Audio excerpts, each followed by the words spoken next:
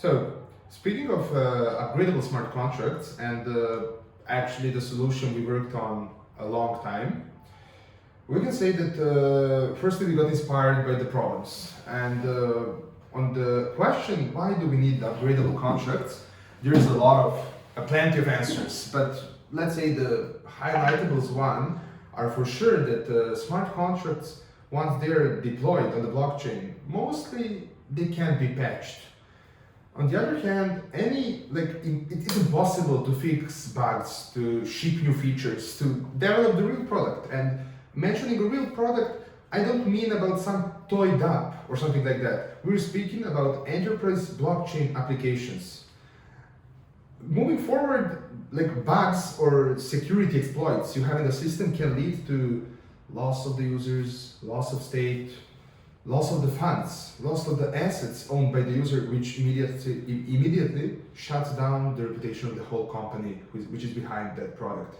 And requirements are changing, markets are also changing, the entropy increases, and software, it's much like biology, it's in constant state of flux. So the most successful software is the one that actually adapts best to a changing world. That's for sure the most successful software. And speaking of smart contracts, we can agree that smart contract is not that smart if it can't evolve over the time. So what's the idea and what we did?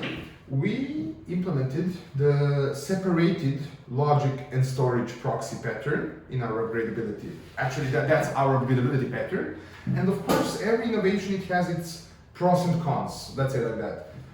Being positive and starting from the pros, we can say that firstly that our DApp, which is live on the blockchain, it can be continuously expanded with new features.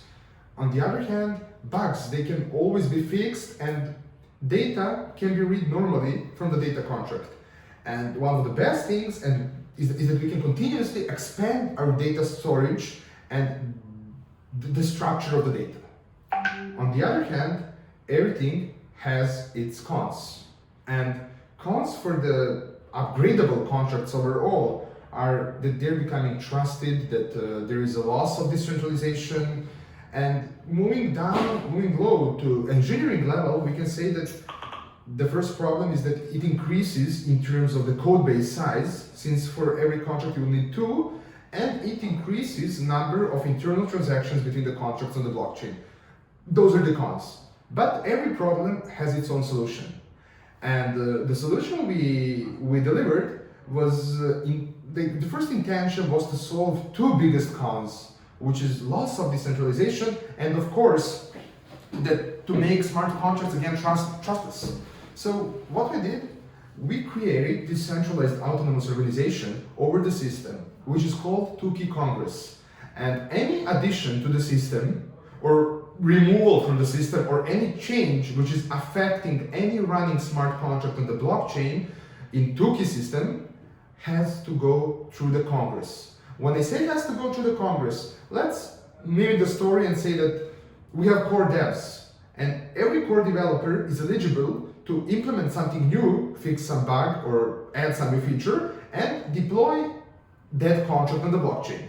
After he do it, he submits a proposal for upgrading some contract which is running to that new implementation. That proposal will be considered accepted only if there is quorum reached on the consensus level, which is happening by the voting, where every Congress, it has members have voting powers, there is a minimum quorum and minimum voting power which has to be included into that. Once that is done, the code is updated and the system can be considered as patched, but patched in decentralized way.